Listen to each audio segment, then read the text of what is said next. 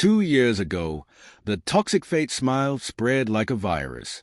A mysterious, malevolent spirit, its face twisted into a ghostly grin, infected those nearby, instilling terror and slowly corroding their will until they ultimately ended their lives with that same haunting smile. Anyone who witnessed that horrifying scene would, in turn, become the next victim of the infection. And now, the cycle has begun anew. Hello, I'm Ali. Previously, we discussed the first outbreak, Smile 1. Now, Toxic Fate Smile 2 has arrived. Immediately following the previous events, the female protagonist meets a tragic end as the evil spirit forces her into suicide. Witnessing her demise, the police officer and her ex-boyfriend, Dongzi, inevitably becomes a new host for the infection. During their earlier investigation, they discovered that among 20 infected hosts, only one survived. Before being completely overtaken, that lone survivor managed to kill a random passerby, and that bystander then became infected. Although the killer was imprisoned, he somehow escaped punishment. Determined not to fall victim to the same fate, Dongzi seeks a way out.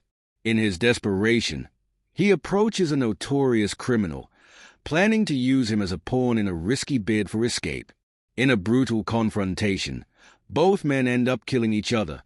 Yet amid the chaos, Dongzi flees, only to realize that the evil spirit had transferred itself into the criminal's body. The narrative then plunges deeper into darkness. As new characters emerge and events unfold in rapid, horrifying succession, Dongzi's investigation reveals that the infection is spreading far beyond what anyone expected. In one sequence, police and witnesses see a horrific scene. A victim's transformation into a being with that same unnatural smile, an image that haunts everyone who sees it. Amid the turmoil, fragments of evidence and cryptic messages surface. A mysterious figure, Morris, appears on the scene. Although he initially seems unconnected to the main outbreak, Morris soon reveals that his own brother was among the infected. In his search for answers, he uncovers disturbing clues about the true nature of the toxic fate smile and its method of propagation, a process that involves the infected's desperate, almost ritualistic acts of suicide, which in turn trigger further contagion. As the infection spreads, scenes of chaos, violence, and despair mix with moments of surreal confrontation. In one particularly jarring moment, a man, already near the brink, attempts a counterattack against the evil force, only to be overwhelmed by hallucinations of his past traumas. His inner battle, depicted in vivid, unsettling detail, mirrors the broader struggle against the encroaching curse. The story shifts between frantic, life-or-death confrontations and quieter, yet no less terrifying, exchanges among those who remain uninfected. At one point, a police officer, the ex-boyfriend Dongzi, and other survivors scramble desperately to piece together a plan.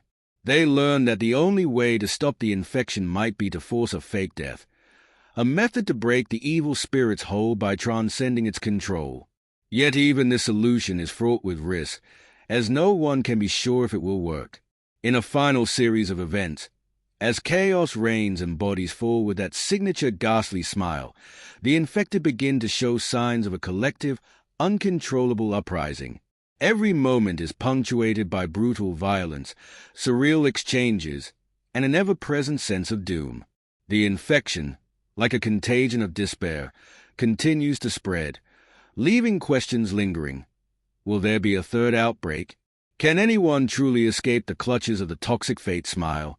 As the narrative draws to a close, scenes merge into a nightmarish vision where even the smallest detail, a stray piece of clothing, a half-heard whisper, carries the weight of impending doom.